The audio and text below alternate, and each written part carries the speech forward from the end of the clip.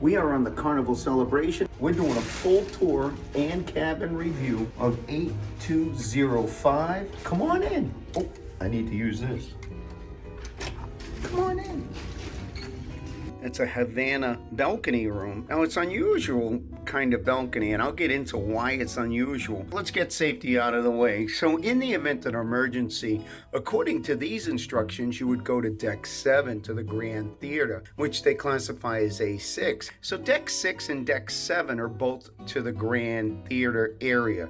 I'm assuming you can do either one, deck 6 or deck 7, but get to the Grand Theater in the event of an emergency. Now, there are no life jackets here in the cabin. They will give them to you at the theater at your muster station. All right, let's get on with the tour. If we turn right here to the left, there's your thermostat. Blue is obviously cold, red is hot. This thing is important. If you take this out, the lights will go off in the room within 5-10 minutes. So you always want to keep that in there. If that isn't in there and you don't have a card in there, use your room key. This light here is for the hallway, and this light's for over the bed. Make sure you stay to the end of the video. We do a full review of our stay in this cabin. We'll get into the rest of the room, but let's get into the closet. The closet has a hook. It has all kinds of hangers, all the same shapes, sizes, and colors, which is pretty cool. Sometimes we're in a cabin, they're kind of different. There's another storage hook. There's a shelf. Safe. These things are cool. They pull out drawers. Here's another pull-out drawer. More storage, more storage. Now, what's cool about these shelves, let me see if I can pull this thing down. So what's cool about these shelves right here, you got all kinds of storage, but they tuck away. You just put it up there and it tucks away if you need the more length. If you have a dress or a long coat or a jacket, that works out really nice. Let's go to the next closet right beside it. Tons of storage. There is tons of storage here. All kinds of hangers, all of the same shape and size. We've got a storage hook. We got a shelf that's tucked away. Storage down below. We've got another shelf and a hanger. Another shelf. We have a full-length mirror. Let's move on to the rest of the room. Queen size bed. At the end tables, you have these kind of goofy kind of end tables that are just like little shelves. They work. You've got a reading light, a USB, which is nice to have. You know, charge your phone right at the bed. TV. We're going to get over here to the desk area, but let's finish the bed. Make sure you stay to the end of the video. We do a full review of our stay in this cabin. All right, let's get to the other side of the bed. Still has that goofy end table with the two shelves. There's a remote control for the TV. Two shelves. They work. I like the little light right here, little reading light. And there is a USB here. I love that. I love the decor. Cuba, because we are in a Havana balcony, the Havana area. So we have a couch. That's a pull-out couch, by the way. Over here we have a stool. Let's pull this stool out. This acts as multiple things. It acts as a breakfast tray, acts as storage. Say you wanted to do room service, you can use this tray while you sit in the bed or you sit outside on the balcony. And it also acts as a stool. Slide that back in. You got a trash can. So we've got the desk, USB, US plug, US plug, US plug, two USBs. And you can see here it says Havana Club, Havana Stateroom 8250. And inside here are special wristbands. You need these wristbands in order to go to the pool area. You have your own Havana pool area. So that's cool. Got a duck here. You've got the schedule, the entertainment schedule for the day. You get the fun times and what's good to know. In Celebration Key Guide, we're going to be in Celebration Key tomorrow. You have a telephone. We have 2 glasses, 2 wine glasses, 2 bottles of water in storage above. Down below, we have a refrigerator. Make sure you stay to the end of the video. We do a full review of our stay in this Havana cabin. All right, we've got storage. We've got more storage. There's a blow dryer in here. Let's take a look at the brand of the blow dryer to see if it's something that's worthy where you wouldn't have to bring, it's a cheapie. So you may want to bring your own blow dryer. So there's storage, more storage, and here's a look at the room.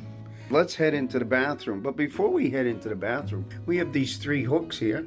great for storage. Let's go into the bathroom. This light switch here is for the bathroom. Right here is a step up. You want to make sure you step up so you don't trip in. And the first thing you come in is this toilet paper holder, brush, towel rack, towel rack, 2 additional towels, magnifying mirror. I love these magnifying mirrors. Storage. So right up here is a US plug and a European plug, mainly built and designed for shavers only. Tissue, toilet paper, storage, sanitary bags, extra toilet paper, trash can, storage. Down below we have additional storage. Towel rack, hand towel, and 2 face cloths. Bar of soap. Let's go into the shower. You've got a hook, handicap rail. This can act as a handicap rail as well. You've got a wand. So a wand that you can actually pull out and use to shower. I'm going to check the water pressure on that at some point in our stay. Shampoo, shower gel, soap tray, and a rail to shave your legs or wash your legs, whatever you prefer. Over here you set the temperature. Over here you turn the water on. And up above is a clothesline. And there's your clothesline. That's the bathroom. Look at this cabin, huh? Let's head out to the balcony. Oh wait, look what I just found here. There's another reading lamp right here. Curtains. Now this here is interesting. It's locked. And you want it to be locked. Because if you don't lock this, it's not like a regular cabin. Right here's the lock. You turn it to the right and unlocks it, and then you open it. And then we'll come out here. So you have a swing. Nice swing. Holds about 290 pounds is what they use for a max. And you've got a lounger, another lounger, an end table, and we've got neighbors. Hi, neighbor. We got a neighbor next door. Hey, what's happening? And you've got all of these semi-private patio areas. And right here is the very front of the ship. So make sure you stay to the end of the video. We do a full review of our stay in this cabin. We had to mark our gate. We tied a napkin to it, just so we would know where our cabin is. There's no letters and there's no numbers. This is the view from this cabin. We are in Grand Turk today and it's windy, and I'm going to show you what the Havana Experience is all about. If you're in a Havana cabin, they make you feel like it's something really special, and kind of is, but it isn't. You get a wristband, and your sign and sale card has a little sticker on it that says Havana. We're walking over to what Havana has to offer. Havana offers the bar and the pool, and some privacy, and supposedly quiet. They say that kids aren't allowed. Now that gate down there is locked. The only way you could get in here is with your Havana key. Your key is programmed to get access to the bar and the pool area. And you can see all of these, I don't know if you call it a terrace, but they're cool. I mean, it's quiet over here, but that's subject to change, right? We're hearing some Havana music here. This is a public area for Havana guests, the Havana bar.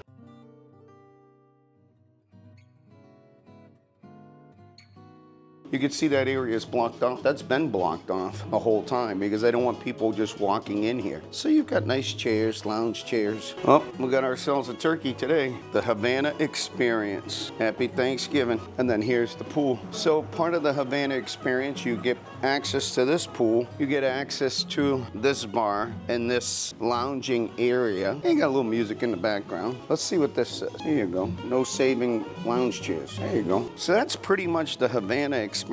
They kind of make you feel like it's special. It kind of is. You could see here, I need to use my card in order to get in back to my cabin. And you see how these all have numbers? The ones in the very front where we're located do not have numbers. That's why we tied our napkin out there. Picture all of these without numbers. Which one's ours? So that's why they put the numbers on there, obviously, right? Yeah, you see, when you're here, you can't see anything. Windy up front here. And down below is the smoking area for the crew. Man, is it windy. So I'm back in the Havana cabin. That is the Havana Experience. This is cabin 8205. And I don't know if I would do it again. But let's ask Andrea when we do our full review. We're at that time where we do our full review of our stay in 8205, a Havana cabin. That's right, this is an extended Havana Balcony Cabin, and it comes with the whole Havana Experience, and we're going to get into a review about that. But first, let's talk about the room. You can go first. I'll go first. Okay, the first thing I think people want to know is the location of the room. Was it a decent location? My opinion is no. I did not like the location relative to where it was on the ship from front to back. I like Deck 8 a lot because you walk right out and all the action's there. Grand Central's there. But I don't like where it's located at the very, very, very front of the ship. Uh-oh. So that's... One other thing, and it's not because of the ship moving or rocking or pitching and rolling. I didn't feel any of that personally. So this is where Michael and I always have a difference of opinion, and it's not quite exactly the same, but it's pretty close. So I don't like the front of the ship. Typically don't like the front of the ship in any ship, I will say, because it does have more movement. And I can sometimes feel that, and if it's rough seas, it does bother me. That being aside, that was not really the issue on this particular sailing. We had pretty good weather. It was not a big bumpy ride, although it's a little rocky at the moment, but it's not bad. But I didn't like the front of the ship because of the same reason that Michael mentioned. We are typically back of the ship type of a people. Unlike Michael, didn't like being on Deck 8 either. I think if I was being in the front of the ship, I would feel the same way about the location, but I didn't like Deck 8 because Deck 8 outside of the front cabins here are all venues. So like if I want to go to the pool or anything like that, I have to walk all the way to the back of the ship. And I have to walk, well, if I'm going to go to the Deck 8 pool, yes, you have to walk the whole length. And yes, I put on a cover up on if I'm going to go to the pool and everything else, but I just don't like walking around in my cover up. Same thing if I'm going to go upstairs, I had to walk all the way through the main area. It's not very easy to get around. The other thing is when you talk location, at least when I talk location relative to the elevators and the stairs. And where this room is located, it is a walk. I mean a long walk to get to any elevators or any stairs. So that's another reason why I don't like this location at the very front of the ship. All right, so we talked about location. I think we beat the hell out of that one. Oh, yeah. All right, let's talk about noise factors. Noise coming from inside the room or around the room. You want to take over on this one? At the beginning of the hallway is the Havana bar, and it has some rockin' music. And while I can hear it in the hallway, I cannot hear it in our cabin. But I do question whether those other Havana cabins do get that noise. Yeah, oh, I'm sure they do down there. Now, you're a good point, Andrea. If you're way down the beginning of the hallway, you probably hear, those rooms probably hear it, but we're guessing. We haven't stayed in one of those cabins. I don't really hear any noise factors above me. I don't hear any noise factors below me or beside me. Only when the ship is pulling out of dock. When the ship pulls out of dock, it is a rumbling, stumbling cabin. Everything is rocking, shaking, and moving. And you'll see that here. Are we done with noise? We're done with noise, so let's move on. Where are we going next, Michael? We're going on with the bedding. What's the bedding like? Is it comfortable? Are the sheets good? Are the pillows good? I'm going to let you take over on this one. I thought it was pretty good. Definitely not my most comfortable bed I've ever slept on a cruise ship, but it is a comfortable bed. Yeah, I don't have any issues with the bed or the bedding. It was comfortable. The one nice thing about this cabin room is I did request a robe. We got 2 of them, and it has the Havana Experience logo on it, and I use that quite often. So in terms of being comfortable in your cabin, that's a nice little added feature. Yeah, it really is. Before we get to the balcony, let's talk about the bathroom next. And I'm going to take over on this one because I am a stickler about water pressure, and the water pressure on this ship is horrible. Check out the 3 different ships I have here. This XL class ship, Princess ship, and a Norwegian ship. Check out the water pressure here.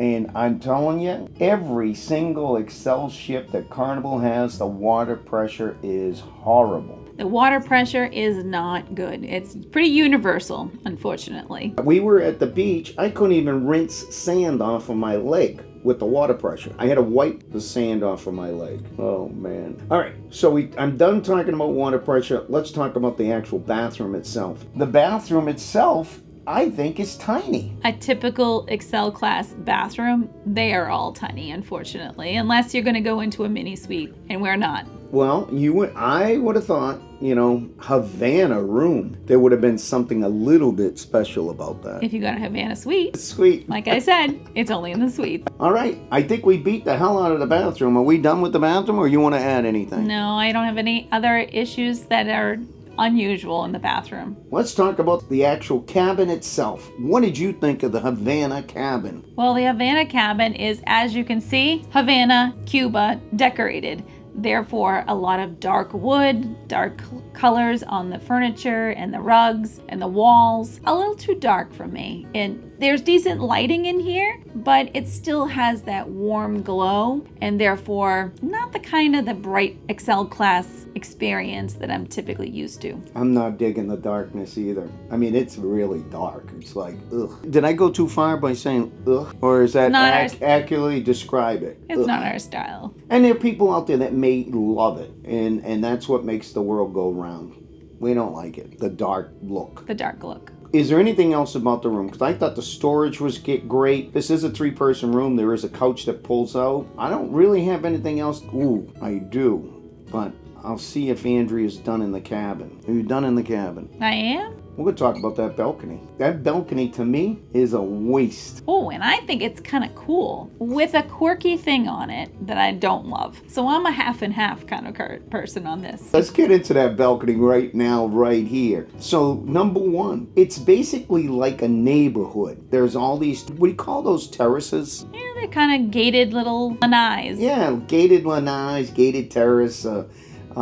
It's a community, if you know what I mean. People are walking, where if you have a normal balcony, there's water in front of you, and there's nobody walking outside your room. That's true. So I have somebody walking outside my room in the hall, and I've got someone outside walking in front of my room outside. And because of the glass doors and the windows and everything else, if you have your curtains open, there's right no in. privacy in your room, so you better be careful about what you have on your body. Absolutely. Or don't when you're walking around. You got to pay attention to the curtains and what time of day you're at, because you're wide open and there are people always walking by. Now, I did get to have a little block party. I met all my neighbors, and they were all wonderful people. But it comes across as the Havana Experience is like a private, semi-private experience, I think is the way they pitch it, don't they? I don't know if it's a private experience for everybody that's in the club. So let's just say that. Everybody's in the club. Yeah. So whether you like it or not. It's a public experience with a select few people. Now, I will say that on our balcony, there's just a walkway that goes by because we're at the very front of the ship. But on the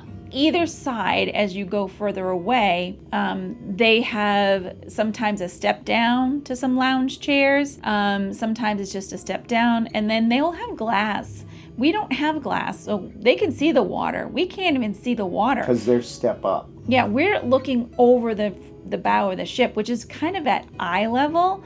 And if you're not tall, I'm not very tall, I'm 5'5", you can't really see. All I can see, unfortunately, is the horizon way out above the bow. I'm not digging that. I mean, I love the space. The space is wonderful. That's what I was going to say. I did like, whether it's early morning or in the evening, sitting out on the balcony because the space is nice. It's good size. However, the furniture out there is not comfortable. Not at all. You have a lounger with a half of a cushion, which is weird. And then you have a chair, and the lounger is adjustable. You can adjust the pitch of a lounge. But then you have a chair that is like a scoop, and you can't adjust that one. And they're both very low to the ground, so they're hard to get out of, especially if it's something in your hand. They have a swing. The swing is nice, but the swing is stationary to where it needs to be. So like it's in a weird spot in my opinion. So I don't love the furniture out there. I love the idea of it. I love the breeze that it had at night and the early morning. So I have mixed emotions about that space, but in terms of being able to walk all the way to the other end and maybe sit out in those loungers that are there and have a cocktail at the bar or go in the pool, I don't know. Is it really worth the extra money just to have that? That's going to be the question. That's a tough question. That's going to be the question. Relative to the balcony, I don't think we're done beating that thing up. because we were sitting out there and Andrea could smell something. What did you smell? Oh, well, that was the smoke that I said from the crew bar. I could smell it, especially if we're underway and the breeze is catching it. You could really smell it. She could smell it. The neighbors could smell it. I couldn't. I'm not that sensitive to that kind of stuff. But they were sensitive. So if you're sensitive to cigarette smoke, you may not want to consider this particular cabin because it is in the very front of the ship. Smoking literally right below you, and it's all open. You can see right down. Yeah, but at the end of the day, they have the right to do that. Oh, absolutely. I just don't understand. I don't think it's a big deal. I feel like it's a design flaw. I mean, in my opinion, it should be at the back of the ship because so that the wind is blowing it away. You know, that's my feeling. You know, I don't understand that. I think that the back of the ship is considered prime real estate, and well, we do like the if back. you're gonna put a smoking area somewhere, I'd put it in the least desirable spot. Desirable or least expensive spot. Well, with that said, do you want to talk about the Havana